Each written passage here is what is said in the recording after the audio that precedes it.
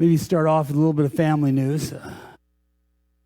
Judy had a stroke last week, and the family has decided to allow her to go into palliative care and keep her comfortable at this point. So right now she's not there yet, but she's headed to palliative care somewhere. And they're asking for no visitors still at this point. Stan just said, remember her the way that she was, not the way that she is now. But I know that your prayers will be with Stan and the family and with Judy. Stan's here, but he's going to be running out right at the end of service, so just so you're aware.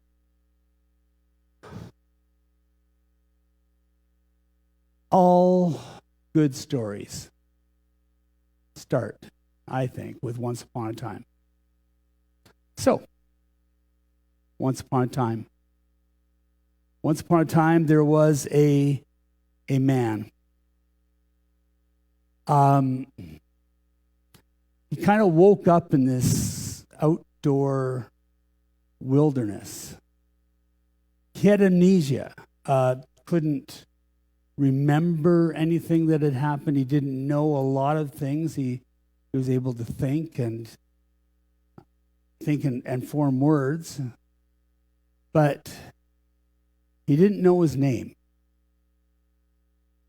And so he just started to live in this existence. And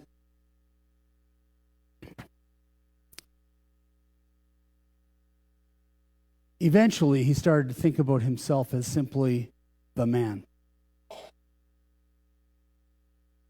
And I think that probably would have been what he would have started to answer to if there was anybody around, but there wasn't. He was totally alone in this kind of wilderness. There was a river that went by, so he was able to get water, and he found that there's nuts and berries on a lot of the bushes and trees in the wilderness, so he was able to survive that way. But he just kind of went from one day to the next. He learned to sleep in a tree because he thought that might be safer. And he hoped that one day he would get his memory back. He hoped that there would be a town or a city or something close by, but he had gone searching a little bit and just hadn't found anything. And as I was thinking about this guy's story, I thought, there was a contemporary philosopher who kind of wrote about the same thing, not being able to remember. He wrote these words: I've been through the desert on a horse with no name. Felt good to get out of the rain. In the desert, there's an argument over the next word. I'm going to tell you it's can't, but it could be can. But can doesn't make sense to me. You can't remember your name because there ain't no one for to give you no pain. Sing it, yeah. If I was Dan Peake, I might try. Dewey Bunnell actually wrote that. And there is this kind of, when you're alone, when you're in the middle of nowhere, when you don't have a phone and nobody is calling you up, do you really have a need for a name? I mean, you're not trying to separate yourself out from somebody. It's, I think what Dewey was thinking about was all the labels that we get. And we do. We kind of inherit all of these labels that are kind of useless. And so for him, this was just like getting away from everybody that wanted to label him as something. Getting away from this idea, the confusion that sometimes hits our modern contemporary society. But this guy, he didn't have a need for a name, so the man kind of worked for him. And he just continued to live. He started to notice some of the animals that were around. There was one little thing that kind of ran around but he never could get too close to it. And so he decided to call it Shy Guy. But he just kind of run in and out of the grass, and he saw him. There's lots of animals that he saw from a distance that he couldn't get close to. And he gave them names that seemed appropriate to him. One day there was an animal that approached him. Not too close, but closer than a lot of the other animals. And he was staring him down, and the man was a little bit worried about this. He wasn't sure whether this was a threat to him or not. But he tried to hold as still as he could. And finally, when the animal got too close, the man kind of jumped up and went and jumped into a tree, hoping that this new animal couldn't climb. But much to his surprise, when he got up and ran, this animal got up and ran in the opposite direction. So he was as scared of him as this man was of this animal. So the man came back down and kind of found himself and was quiet again and let this animal approach. And finally he got close enough that the man could reach out and touch him and make friends. That animal he called Buddy. And Buddy and the man lived for a while here in the wilderness. The man had been sleeping in a tree, but now he kind of wanted to sleep down on the ground with Buddy, and so he kind of built a bit of a shack to keep the rains off of him and to shelter him in the hot days. But really, it was a fairly good place to live. The hots weren't too hot, the colds weren't too cold. The sun shone during the day, the rain came at night. But the man was lonely. Buddy even, wasn't enough company for him. And one day, as Buddy and the man were out walking in this wilderness, they stumbled upon another person. Now, gotta tell you this: the man had stumbled upon other people that looked a little bit like him before, but they had not been alive. This one was alive. It wasn't like him, but he woke her up, and he just simply called her living, because that's what she was. And Living and the man started to develop a relationship. And they developed a relationship with Buddy. One day, they were out exploring the wilderness when they came to a tree. And this tree, there was something different about it. There was something foreboding, dark about it. And it almost took the man's breath away as he got close to this tree. And he just knew that this tree was not a place where he should be. It was not a good place. There was something wrong here.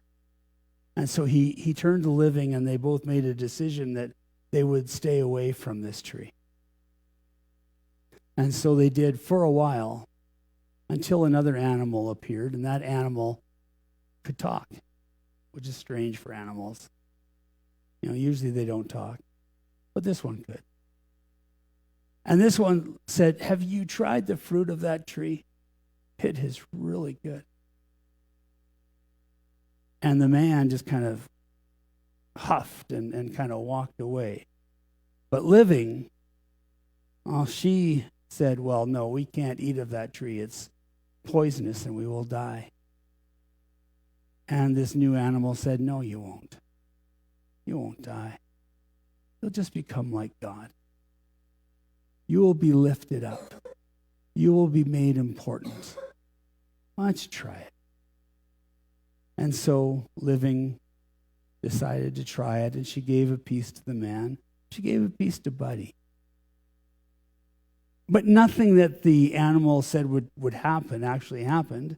In fact, they kind of developed another form of amnesia, and they couldn't find their way back to the tree or to the shack that they had built. And so living and man and Buddy had to build a new shack somewhere else that was away from the tree. And eventually in this new world, they had 2 sons, which they called Created and Vapor. And Created and Vapor were brothers, and they did well together, usually. But they grew up to be adults, and they chose different paths. Created decided to toil from the ground and grow grains and things like that, while Vapor decided he wanted to become a rancher and deal with some of the animals that were in the area. And so he did that. And one day they thought, well, we should bring a sacrifice to God. And so Created brought a sacrifice of grain, while Vapor brought the firstborn of his flock.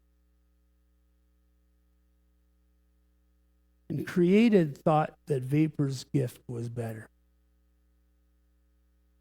And he got mad. And he decided that he would kill Vapor. And he did. He killed his brother. And sin had entered the world. I know. Probably recognize some of that story as being Adam and Eve. Eve's name basically means living. Cain basically means created.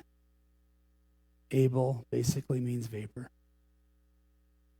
And Adam just simply means the man. But when sin enters the world, it enters it in a way so that we can get better. We want to be better. We want to be the best. We want to excel at something. And in the story, it's evident that this drive to be better, this drive to excel is actually part of the problem. It's part of sin. It was why they ate from the forbidden fruit of the tree, was so that they could become like God. They could get higher and better. And it was why Cain murdered Abel, because he felt that Abel was eclipsing him, and he wanted to be better. He wanted to be equal or better than his brother. And God came and said that this is sin. We're starting a new series this morning, which is called The Vitals of Discipleship, or Disciple, sorry. The Vitals of a Disciple. And we're starting with spiritually sick. Our text this morning is from Philippians 2. I'm going to start reading in verse 12. Therefore, my dear friends, as you have always obeyed, not only in my presence, but now much more in my absence, continue to work out your salvation with fear and trembling. And if you're trying to take notes, it's that is those blanks are the nature of our sickness. But when I read the verse, what caught me was continue to work out your salvation with fear and trembling. That's not the way we think. We think that we are saved, and therefore we can become better, right? We aren't like the other people. God has done a work inside of us. He has placed gifts inside of us. And in some way, we are better. The church has looked down its nose on people almost for the length of its existence. And it's a little bit of a shock to say, you know what? As natural as that is, it's sin. And that's why we have to work out our salvation with fear and trembling. We have to be on guard for this because it is so easy to fall into the trap. It is so easy to think that this is what we are supposed to be, and we miss that it's not. It's not what God had for us. There's a story, it's one of those stories that's been told so many times, it's probably not true. It's been told with so many different characters that you kind of wonder, if it is true, who was it? And so I did some thinking about this story, and I kind of think if it's true, if this really happened, then it was probably Frank Sinatra and Don Rickles that were involved in it. Frank Sinatra actually tells the story when he was on the Carson show. But Sinatra was sitting there and he was having this conversation with Carson. And all of a sudden, uninvited, just out of nowhere, Don Rickles steps on the stage and steals the breath of everything. And he goes over and sits down, and if you've ever listened to, I know these are old guys. You guys are too young to know some of them. But if you ever listen to Don Rickles, I mean, you start laughing from first appearance, and you're probably laughing right to the very end. And so he comes on stage uninvited, sits down beside Frank, and they start having a conversation. And then Frank turns to Johnny and says, I got to tell you a story about what happened a few years ago at a restaurant in New York. He said, I was in there having my supper. I was into this restaurant. And I look over, and there's Don Rickles with a woman sitting at a table over here. And the woman went to, do her makeup or something. And so Don walked over to Frank Sinatra and said, Frank, would you do me a favor? And Frank said, what do you want? And he said, well, I'm here with a date. And I was wondering, just a little later, when you're finished with what's happening here, would you mind just wandering over to our table and just saying, hi, Don, good to see you? Frank says, I think I can do that. So Don goes back to his table and waits for his date. His date comes in. Their meal continues. Frank finishes his after-dinner espresso. And then Frank gets up. He's ready to leave. And so he walks over to Don's table and says, Don, good to see you. How are you doing? And Don turns to Frank and says, Frank, can't you see I'm having supper here? Come on, give a guy a break. And Frank leaves. And it's funny, but in some ways it's kind of sad. I mean, we can be defined by who we know, right? We can be defined by who we know. If you know a rich person or a famous person, you can be defined by that. You like to bring that person maybe up in conversation. If I knew anybody like that, I would, but I don't. So I can't tell you. But the whole idea is that by getting Frank to come over, it was great because it put Don and Frank on an equal scale. It lifted Don up. At least it felt like that.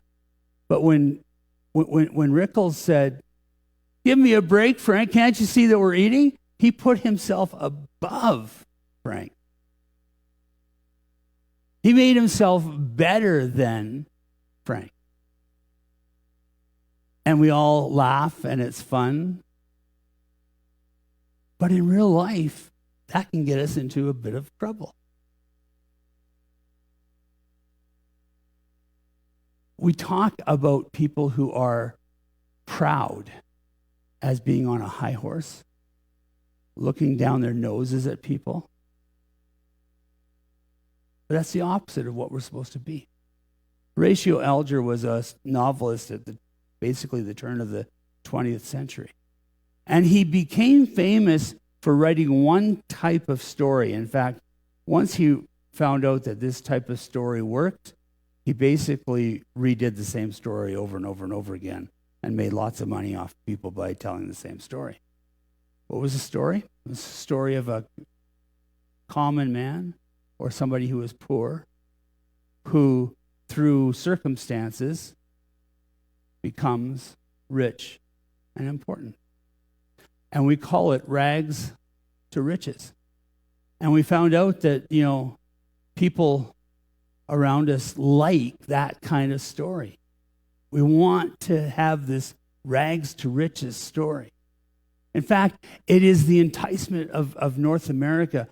From the very beginning, North America was supposed to be a place where people could go, common people could go and make something of themselves. They could lift themselves up. They could become important. They could become wealthy. They could become whatever it is that they want to be. Here's the problem. The gospel is not a rags to riches story. It's a riches to rags story. One of the earliest hymns we know of is found in Philippians. In fact, it's found just in front of the passage that we're working with this morning. It's called the Kenosis hymn, but just listen to this. It's talking about Jesus, being in very nature God, did not consider equality with God something to be used to his own advantage. Rather, he made himself nothing by taking the very nature of a servant, being made in human likeness, and being found in appearance as a man, he humbled himself by becoming obedient to death, even death on a cross. Continue to work out your salvation with fear and trembling. Because it's going in the opposite direction, and sometimes we don't realize that. Christians are not placed on the planet to become important people. They're here to become servants. I was thinking sometimes, we do spiritual gift tests. We've done them here last year.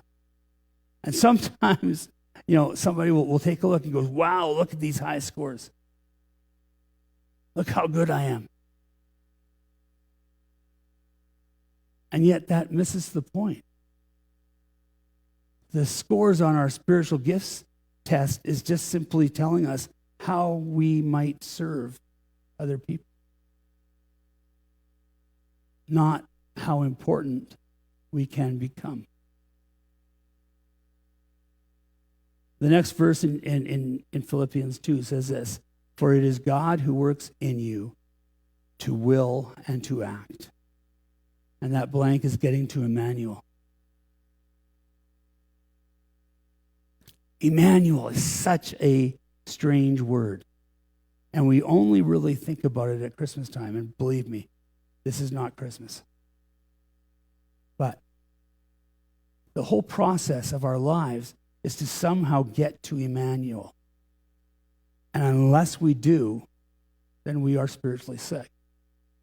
So what is Emmanuel? Well, we know from the Christmas story. Emmanuel is God with us. So Jesus steps out of heaven, is born in a manger, and he becomes Emmanuel. His name will be Emmanuel, which means God with us. If we want to do anything, it only happens because God is with us. I was reading something by Susan Pendleton Jones this week, and she was talking about going to her parents' place. And they were pulling up, and there was a cross that was up on a hill, and it was lit. And her 4-year-old looked at the cross and said, I want to go to the cross. And Susan says, she laughed, and she said, my 4-year-old knows nothing about what going to the cross means. He doesn't know anything about the gory history of the cross. All she saw was his lit up cross, and she was attracted to it and wanted to go and see it. But our purpose should be to do exactly that. To go to the cross, to pick up our cross and carry it. And sometimes we just can't figure out what that means. but it is a sacrifice. Every time we do it, it will be a sacrifice of who we are and what we believe. There's a pushback on the word radical lately because Christians seem to use it a lot. But the problem is that everything about Christianity is radical. It's radical to think that God would come from heaven and be born in a manger. That's radical. This whole idea that Christians will upturn the boat, instead of rags to riches, start preaching riches to rags, is radical. It is different. It is strange. It is not the way that our culture teaches us that it should be. Some of you know that I have a life verse. And my life verse is from Joel chapter 2. And it's just this. Let the priests who minister before the Lord weep between the portico and the altar. Let them say, spare your people, Lord. Do not make your inheritance an object of scorn, a byword among the nations. Why should they say among the peoples, where is their God?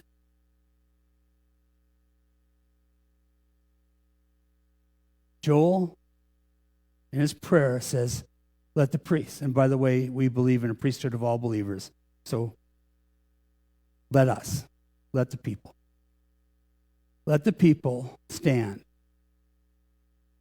between the portico and the altar, between the porch and the church. Let them stand and hold out their arms towards the porch and towards the church and welcome people in. And to me, that is a beautiful image of the church is saying, you know what, we're going to stand out. We're going to be the mediators between the people that are out there and those that are in here. Between the people out there and God.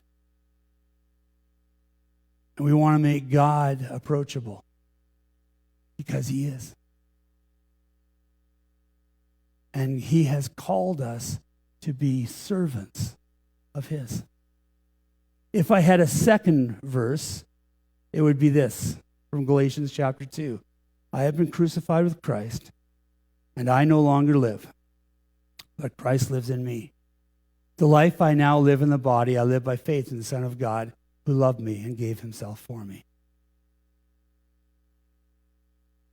You can't stand between the portico or between the porch and the altar unless God is with us. Unless God is with you. You can't say, I've been crucified with Christ and I no longer live, but Christ lives in me, unless Emmanuel is present in our life and God is here. All of this takes us getting to Emmanuel, getting to this point where we understand that God really is with us. Every moment, every day, every action, God is with us. Jesus told a parable about a parent with two sons. And he said, the dad said, listen, I want you to go out to a field, and I want you to do some work for me. And the one son said, sure, Dad, I'll go do it. And then went off and did something else. Never really got to the field. The second son said, no, Dad, I'm not going to do that. But then went and did it anyways. And the question that is asked, the question that Jesus asked is, which one is the obedient son? Is it the one that said, yeah, I'll do it, but didn't get to it? Or is the one that said, no, I won't do it, but actually did the job? Which one is being obedient? Maybe a more important question is, which one is getting to Emmanuel? To God with us. Spiritual sickness began in the garden, and it continues to threaten his church right up until today. Last part of verse 13, in order to fulfill his good purpose. And again, I'm trying to keep blanks. It's making positive change. Long time ago, I was at a conference and Bill Hybels was speaking through a video, a live video actually.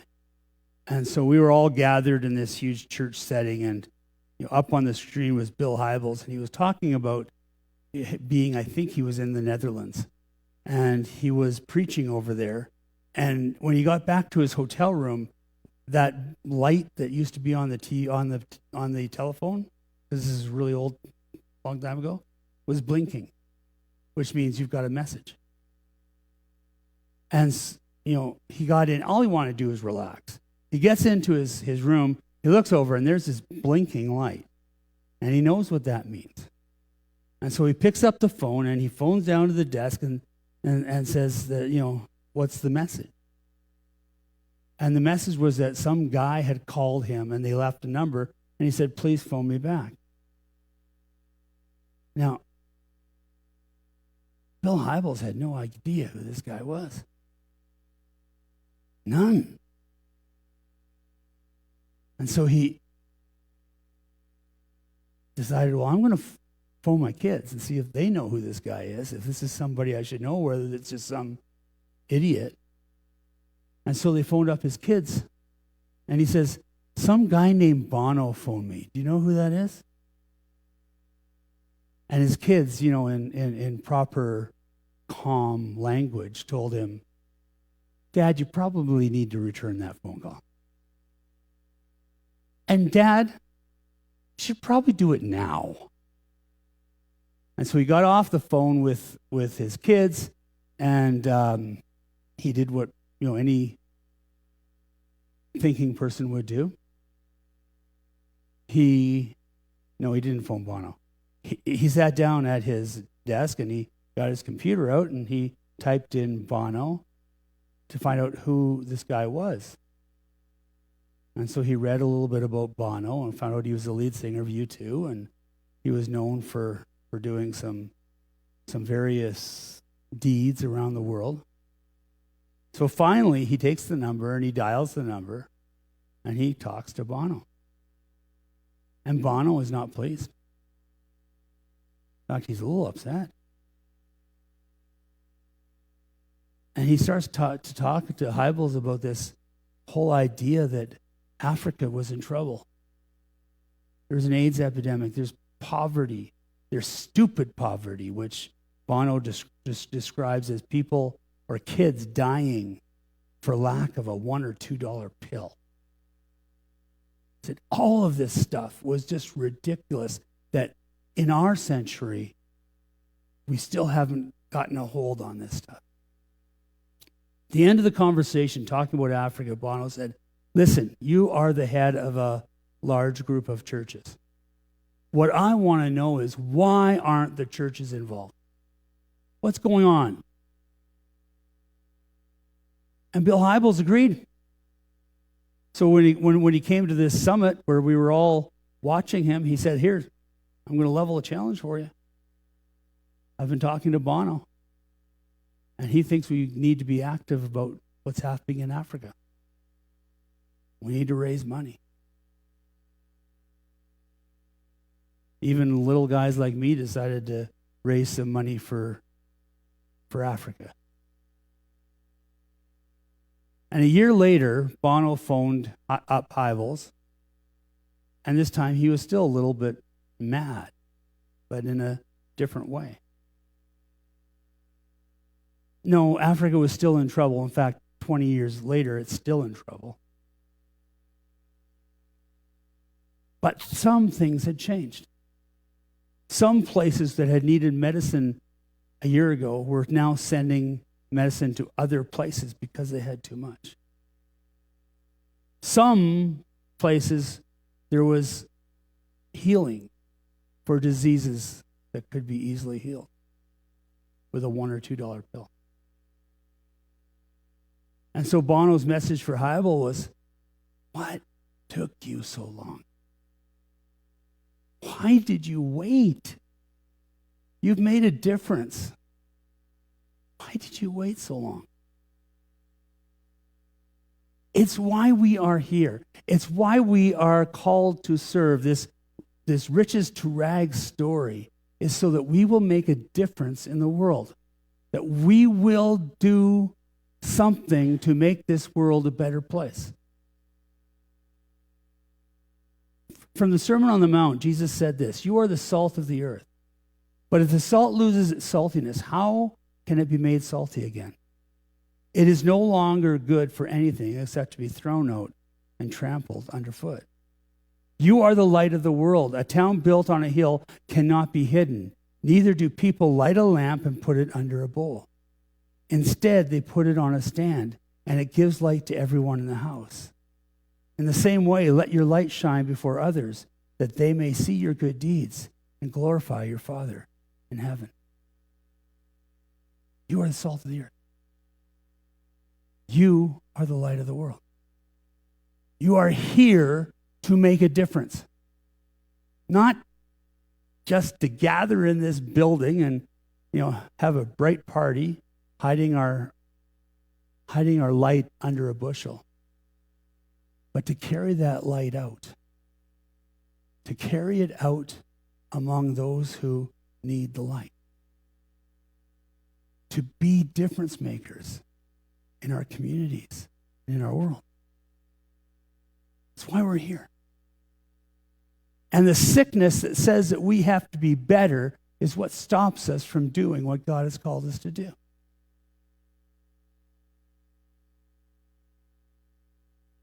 But we have a choice.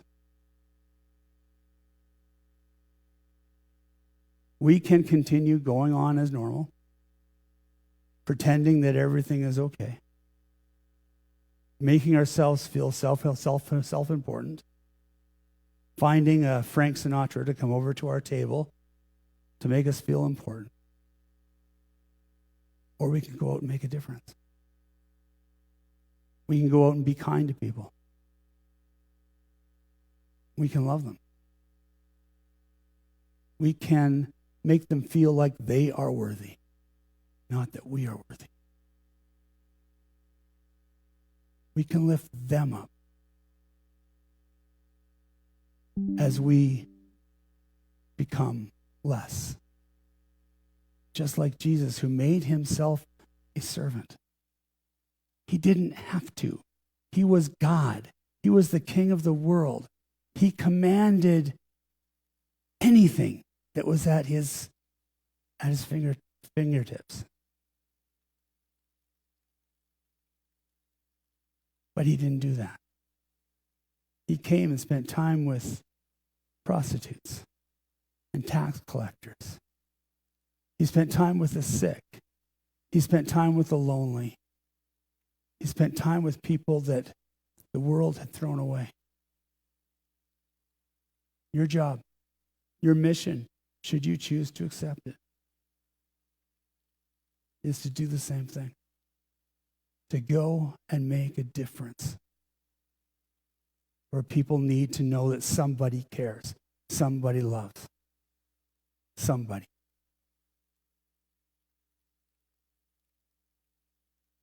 You make the choice. Will you do it? Or will you run from it? Let me pray. Father, sometimes we are so sick that we don't even understand how sick we are. We have become so wrapped up with this culture's idea of importance that we think that we have to be important. But you've called us to a different path. You've called us to be salt and light. You've called us to be servants and to love those who don't love us. To pray for those who want to hurt us. To stand outside and just extend a hand to people who need you. God, give us the power. Help us to do precisely that.